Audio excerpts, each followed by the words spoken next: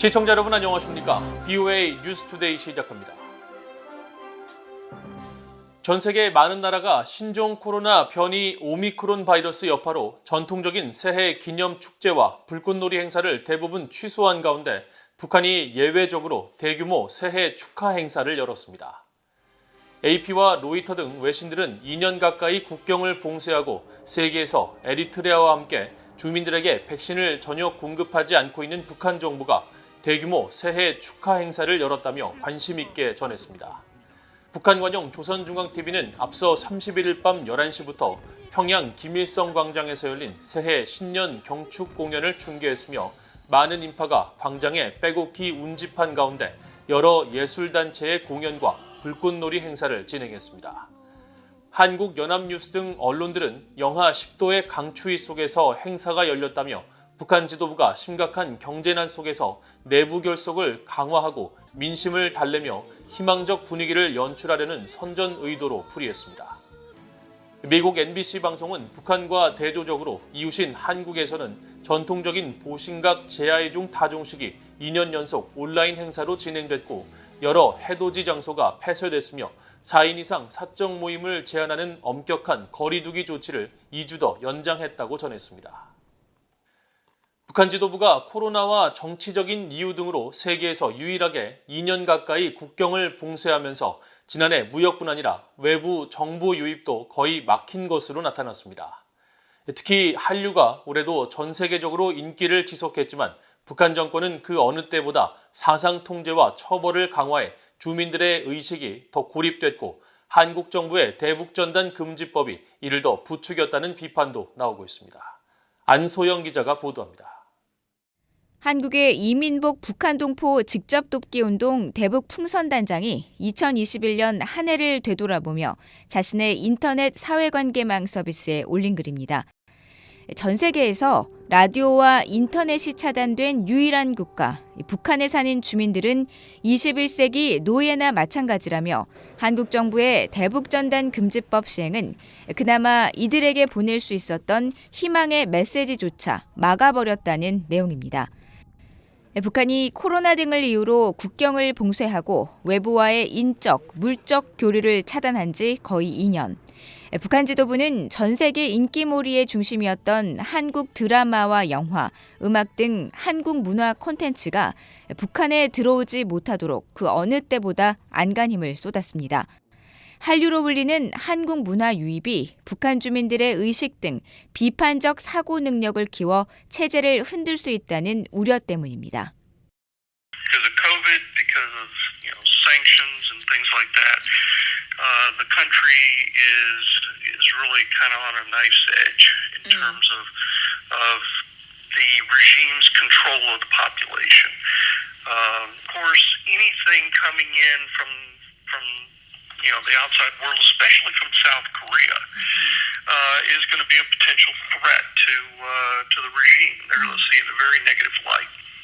북한 정권이 신종 코로나를 핑계로 주민들에 대한 중국식 문화 대혁명을 시작했다는 분석도 나옵니다.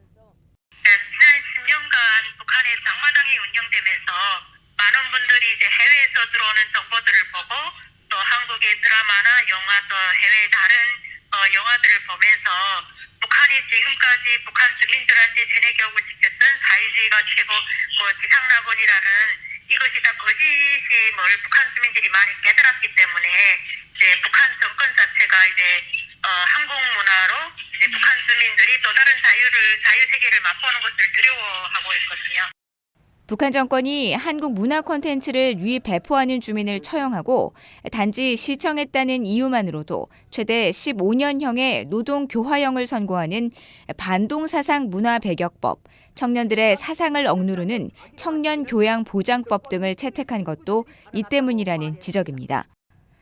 북한 장마당 세대로 미국에서 국제 갈등 분석 해결학 박사 과정을 밟고 있는 이성주 씨는 김정은 위원장이 직접 인간 개조론을 언급할 정도로 주민들의 사고를 억압하고 있다며 이는 김정은이 당면한 위급성과 북한이 세계 최악의 인권 탄압국임을 동시에 증명해 준다고 말했습니다. 인간을 개조한다? 이거는 21세기에 가장 심각한 인권 침해라고 저는 생각해요. 왜냐하면 모든 개인은 자기의 꿈이 있고 자기가 하고 싶은 것이 있고 자기의 생각이 있는데 그것을 사회주의라는 그 큰 그들만의 그 생각 속에 인간을 맞춰버린다는 거거든요.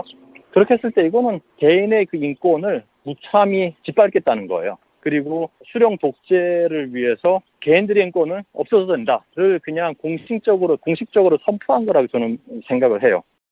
수킴 랜드연구소 연구원인 VOA에 북한 주민이 한국 문화를 접할수록 자신들의 삶이 얼마나 가혹한지를 알게 되는 만큼 한국 문화 노출은 김정은의 실패한 지도력에 대한 도전이라고 말했습니다. 전문가들은 현대판 노예로 불리는 북한 주민을 해방시킬 수 있는 외부 정보는 김정은의 권력의 치명적 도전이 되는 만큼 국제사회는 북한 주민의 알 권리를 찾아주는 의무를 소홀히 해서는 안 된다고 강조했습니다. VOA 뉴스 안소영입니다. 미국과 영국에 정착한 탈북민들은 2022년 새해를 맞아 국제사회가 북한의 심각한 인권 문제 개선에 더 초점을 맞출 것을 촉구했습니다. 북한 지도부에 대해서는 구호와 선전이 아니라 실질적인 주민 생활 개선에 집중하기를 바란다고 밝혔습니다. 조은정 기자가 새해를 맞아 탈북민들의 바람을 들어봤습니다. 미국 내 탈북민들은 2022년 새해를 맞아 국제사회가 북한 인권 문제에 더 집중하길 바란다고 밝혔습니다. 최근 미국 서부에서 대학을 졸업한 평안북도 출신 탈북민 김두현 씨입니다. 지금 그런 인권 침해를 당하고 있는 셀 수 없이 많은 사람들이 있다는 걸 뻔히 알면서도 이런 것을 전혀 언급을 안 하고 오직 핵 문제만 언급하고 김정은에 대해서만 언급한다는 건 이건 말이 안 되는 거거든요. 그래서 새해에는 북한에서 발생하고 있는 전반적인 인권 침해에 대해서 먼저 초점을 맞추고 그것이 항상 선두가 되었으면 좋겠습니다. 2014년 탈북해 난민 지위를 받고 미국 중서부에 정착한 김마태 씨도 바이든 정부가 북한과 외교를 추진하면서 인권 문제도 다뤄야 한다고 말했습니다. 북한과의 대화도 하지만은 동시에 인권 문제와 가지고서도 좀 노력을 할 수 있지 않겠는가. 북한 정부가 그렇게 개선되지 않으면은 정부를 철저히 고립시키는 것도 한 가지 방법이라고 또 생각됩니다. 이달 말 영국 옥스퍼드 대학에서 열리는 유명 강연 행사에서 연설할 예정인 박지현 진검다리 대표는 탈북민 구출에 대한 국제사회에 적극적인 관심과 지원을 당부했습니다. 2022년에는 국제사회가 북한 주민들을 위한 인도주의적 지원도 중요하지만은 무엇보다도 그 사회를 탈출해서 나온 북한 주민들을 난민으로 구출하는 작업에 힘을 모아줬으면 좋겠고요. 탈북자분들을 그렇게 구출을 함으로써 그러한 희망의 메시지가 북한으로 들어갔으면 좋겠어요. 북한 지도부가 2년에 달하는 비정상적인 국경 봉쇄를 풀고 경제난에 시달리는 주민들을 위해 실질적인 정책 개선에 나서야 한다는 목소리도 나왔습니다. 고난의 행군에 복음갈 만큼 어려운 것도 있다라고 알고 있는데 이에 대해서 좀 더 북한 정부가 심각하게 여겨주고 국민들의 생활을 개선할 수 있는 그런 실질적이고 조속한 그런 정책이 시급히 필요하다고 생각하고요. 북한 주민들의 실생활하고 북한 이 실상을 잘 모르는 이제 북한 지도자가 김정은식의 자력갱생 경제 실험을 하는데 저는 이거는 매우 위험한 도박이라고 생각을 합니다. 그래서 북한 지도자가 부디 자신의 안위와 향락보다 북한 주민들의 삶을 돌보는 개혁개방 같은 옳은 정책이나 결정을 하길 바랍니다. 탈북민들은 북한 주민들이 고난의 행군 이후 최악의 경제난 속에 잘 버텨주고 있어 고맙다며 새해 희망을 버리지 말길 바란다고 당부했습니다. VOA 뉴스 조은정입니다.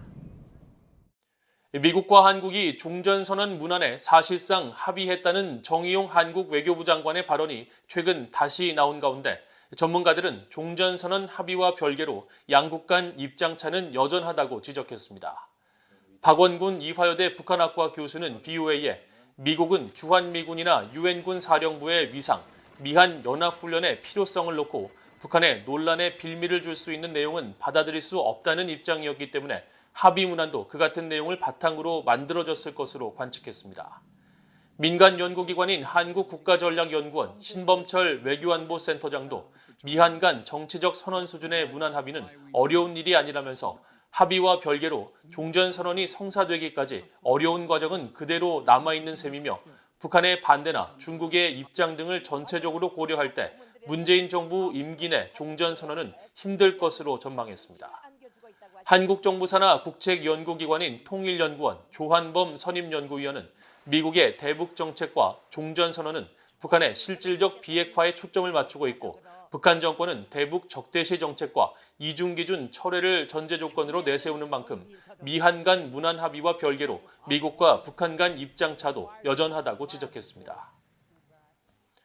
2021년 미국 의회에서는 북한 문제가 과거보다 주목을 받지 못했지만 한국 정부의 대북전단 금지법 등 표현의 자유 논란에 대해서는 초당적인 비판이 이어졌습니다. VOA가 지난해 출범한 117대 미국 의회의 외교 관련 의제와 청문회 등 행사 등을 살펴본 결과 주요 현안은 중국 문제였으며 이어 러시아와 이란 문제, 아프가니스탄 철군 문제 등이 자주 다뤄졌지만 북한 문제는 큰 관심을 받지 못했습니다. 특히 2021년 최종 의결된 의회 내 한반도 안건은 전체 12건 가운데 하원의 미북 이산가족 상봉결이 1건에 그쳐 한반도 안건 12건 가운데 4건이 처리된 전년에 비해 4분의 1 수준인 것으로 나타났습니다. 한편 북한의 외부 정보 유입을 막는 한국 정부의 대북전단 금지법과 관련해서는 지난 4월 청문회가 열려 여러 의원들이 초당적으로 한국 문재인 정부의 표현의 자유 침해 강행을 비판했습니다. 또 문재인 정부가 적극 추진하고 있는 한국전쟁 종전선언과 관련해서는 30여 명의 민주당 하원 의원들이 한반도 평화체제 구축 법안에 지지를 나타냈지만 공화당 하원 의원 35명은 바이든 대통령에게 반대 서한을 보내는 등 북한의 비핵화 없는 종전선언에 냉담한 반응을 보였습니다. 이상으로 VOA 뉴스투데이를 모두 마칩니다. 시청해주신 여러분 고맙습니다.